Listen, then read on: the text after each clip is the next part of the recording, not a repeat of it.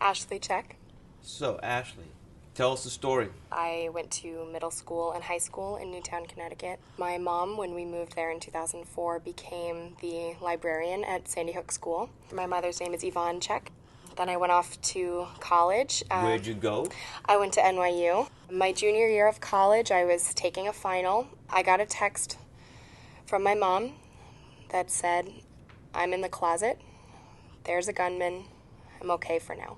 When I arrived at home, now it had been probably 8 hours had passed since the shooting, and my mom got home about 30 minutes before me. And I saw her and ran to her and just threw my arms around her and said what happened. And so then she told me her part of the story. She was teaching a class to her fourth graders, and they started to hear gunshots. There were two sets of double doors in the library, and my mom went to go lock them both. The second set of double doors, her key didn't work on them, and she couldn't lock it. And she saw the gunman coming around the corner.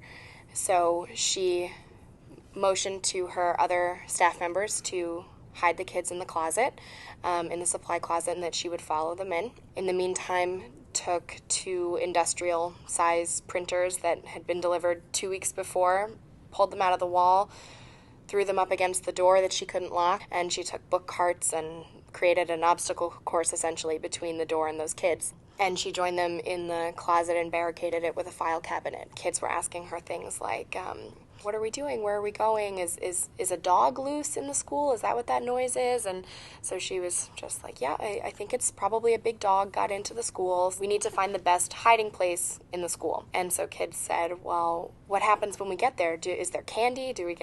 She said, there's candy, there's prizes. We just have to find the best hiding place in the school. And when the SWAT team got to the door, my mom did not want to let anybody in there, and she forced the SWAT team to take their ID badges and slide them through the door so she could inspect them. And once she was satisfied with what she saw, she opened the door and they were evacuated. After Sandy Hook happened, I didn't want to pursue education anymore. There was such a burning desire to do something and affect this change directly, and there was just something in me that knew that there's more that could be done on this issue and that I was needed to be part of that solution. About 4 days after I graduated NYU, I took a job at Everytown for gun safety and haven't looked back since.